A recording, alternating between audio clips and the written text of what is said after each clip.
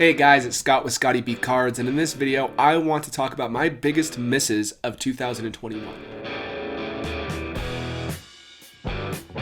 Every single new year, you always see people talking about their very biggest success or their biggest increase on their certain card they bought in the year. And I wanted to do the opposite. I want to talk about my biggest misses of the year just because, I thought it'd be fun. Just know, I'm aware I messed up on a few of these. So be a little bit considerate in the comments as you question my judgment. But overall, I did do really well in 2021, but I just thought it'd be fun to look at some of my mistakes and my thought processes and how they didn't really turn out right. Some of it was my fault. Some was just the market correction. In the early part of 2021, things were hotter than in the later part. I just want to look over some of my biggest misses. I have 5 different things to discuss in this video. Some the jury's still out on though, so we'll see if some of them really worked out poorly for me. So let's just do the first one. This is an Albert Pujols 2001 Bowman autograph BGS 9510 true rookie autograph. In 2001, Albert Pujols actually has quite a few different sets with autographs, but this is one of the more popular sets over here on the left. Last year, I bought a Mike Trout Bowman Sterling rookie card for $300 on eBay. I got it graded, it got a PSA 10. So I sold that for $2,400, and I used that money to be put into this Albert Pujols. I bought the Pujols at $1,500, and then I sold it this year for $3,000.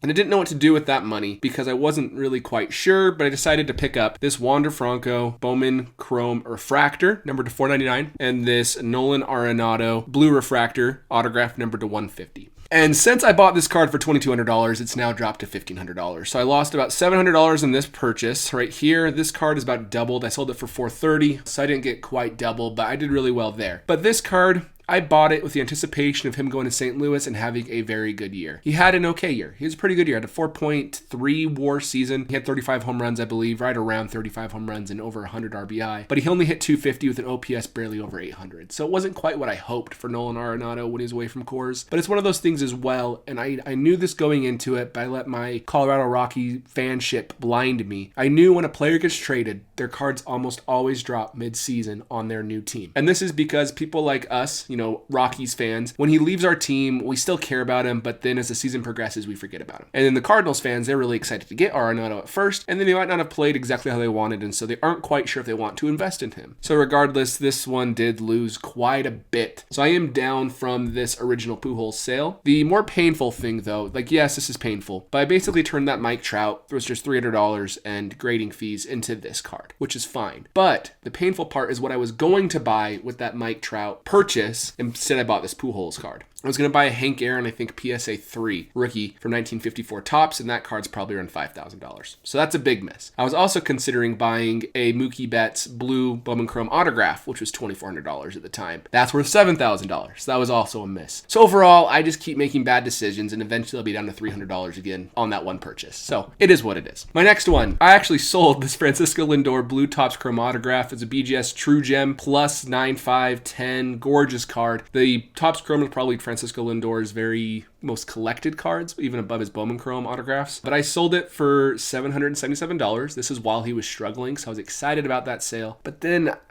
I just decided to buy out of nowhere a Bobby Jones rookie card from 1925. And Bobby Jones is one of the better golfers of all time. He's an amateur. He wasn't a professional golfer. He was a professional golfer. It was different how it worked back then. Walter Hagen was the pro who was really popular at the same time, but Bobby Jones won US Opens and stuff, and he'll always be really popular and famous. But I bought this card too early without enough research. The reason why it was bad is because this card now sells for around $400 to $500. And so I just already lost about half of the value almost. The reason why this one hurts so bad is I actually sold the card for more than I thought it was worth, and then I put it into a card and I paid way more than it was worth. So that was a pretty painful experience. We never know. 100 years from now, this Bobby Jones may be worth a lot more than this Lindor. I won't be alive in 100 years, but you know what I mean. I think that there still is some upside with vintage golf. Who knows? My next one is an even more convoluted story, but I got this Clayton Kershaw Real One autograph from a guy on Reddit a couple of years back. I got it for $500. I sold it for $3,000. It was a True Gem Plus. It really would cross over to a PSA 10 easily. I should have done that, but I sold this to a viewer of the channel who really likes Clayton Kershaw and really likes this card. It was a really cool story why he purchased it. I don't think he wants me to share it with everybody, but he purchased it for $3,000, and because I got it for so cheap, I had to pay $700 in tax. but I decided to put it into a Stan Musial rookie, a Fernando Tatis Jr. gold refractor from Bowman Sterling rookie, and a Mookie Betts Bowman chromatograph from 2014 Bowman. I don't know what was the better move here. If the Kershaw, this is his very best rookie autograph. He has his Bowman chromatograph, and this is the next best thing. I think there's only 14 graded by BGS and like 10 by PSA. They're really hard to find. And the Stan Musial doesn't have the best eye appeal, even though it's a 1.5, so that was kind of a bummer. I paid market price for it, even though it wasn't as good looking as others. The Fernando Tatis Jr., he started to play really bad with his shoulder injury directly after I purchased it. And the Mookie Betts, I got it in, and I didn't really want it, which sounds surprising because I like Mookie Betts, but I already have this card.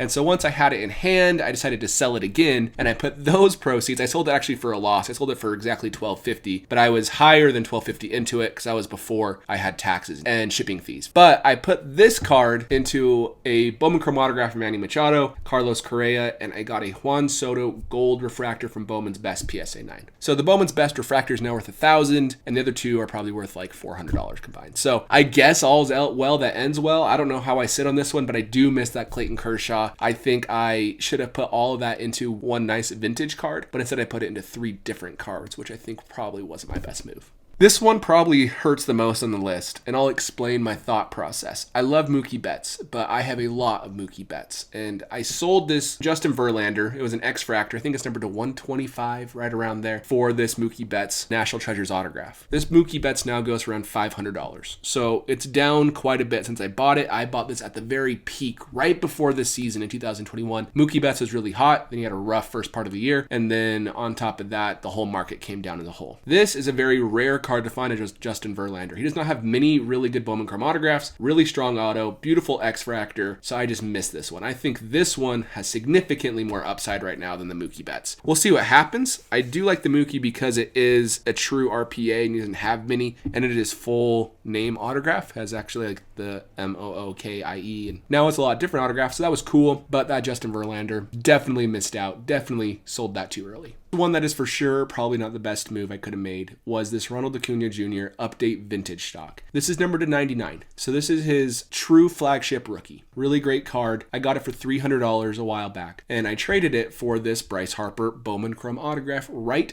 before he won MVP. He won MVP as this card was in the mail to me. And the reason why it probably was a bad move long term is because this is a much more scarce card. And on top of that, Acuna's best days are ahead of him. Bryce Harper, he did just win an MVP for sure, but who knows how he'll age. You know, sometimes players age poorly. So this has probably more upside, and at the time, these probably were each worth around $1,100. But now this Bryce Harper is worth $700 to $800. So it's already lost a ton of value since. There was a BGS 9.5 auction of this card that sold for $800 before I made the trade. So maybe it wasn't that bad, but I think when Acuna comes back from injury, this card will go up. So Bryce Harper has to be really good this next year for these cards to bounce back to where the MVP highs were. So my mistake here was just the fact that I bought at the wrong time. I bought when an MVP won an MVP, and I literally talk about not doing that all the time on the channel, but we're human, we make mistakes. So that's probably my biggest miss of the year. And my last one I want to show you before I go to the next slide is one that I don't know how it turned out, and I'll let you decide.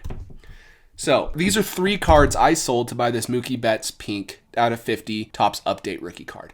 The pink out of 50 Topps Chrome rookie card is really hard to find. I've only ever seen 2 for sale for a reasonable price. One sold for $300 because the card was beat to heck, like totally beat up. I remember the corner was like almost gone almost. It was just really messed up. And then this one I was looking forever because I have the entire rainbow besides the 1 of 1 and the out of 10 acetate. So I was looking for this card to finish the rainbow. And this at the time, again, the hobby was highest. Mookie was really hot. Luckily, I was able to sell this card for $2,000. This is a BGS 10 Topps Update Mookie, and I sold this card for $850, which is a gold BGS 9. I also sold my Topps Update Rainbow Foil Soto for $850 as well, and the rest of it was covered by cash to get this Mookie Betts. So I sold this for $2,000. I got it for $300, so that's a pretty good profit. I sold this for $850. I got it for $400, and I sold this for $850. I only paid, I think, $18 for this right when Topps Update came out. And that's how I ended up with this card. I don't think it's any lower than $3,000 right now. It might even be more. I know one sold later in that year for $4,300. So it might have been an okay sale, but overall, it's just I overpaid. But this card, I think long-term could be good, and who knows how these other two will end up. Luckily, I traded Mookie for Mookie, so it wasn't a huge deal, but it was just to upgrade my personal collection.